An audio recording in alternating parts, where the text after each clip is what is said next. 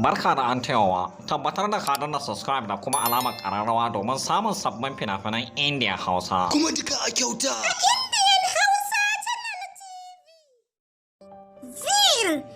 Vir kayataccen kafce ne da kamfanin algaita stodio masu barbaɗin fassara suka fassara muku shi. Vir kayataccen labari ne akan wasu masarauta guda biyu wanda suka gawurta wajen rashin son zaman lafiya. Tsakanin masarautar turawa ne da na indiyan, ita masarautar ta turawan ta gawurta da shahara wajen kwarewa gun yaki da bindiga da kuma egwa.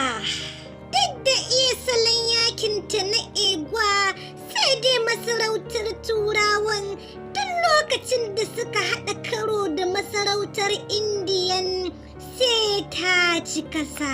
Wani abin alfahari da wannan masarauta na indiyan, karawa na farko da suka yi da masarautar turawan, wannan masarauta ta turawa ba ta ji da daɗi ba, sai da aka gutsurewa sarkin garinta hannu ɗaya. Suna tsaka da yakin ne kwatsam shi kuma jarumin ɗan sarkin indiyan mai suna Vir.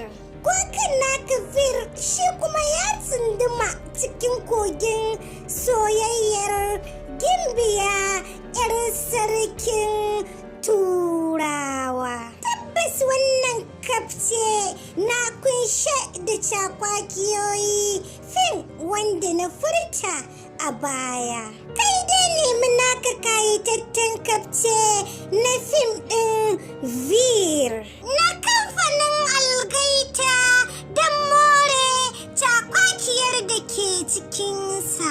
Kada ka manta, idan wannan shine zuwanka karo na farko zuwa wannan tasha tamu mai albarka mai suna Indian Hausa Channel TV.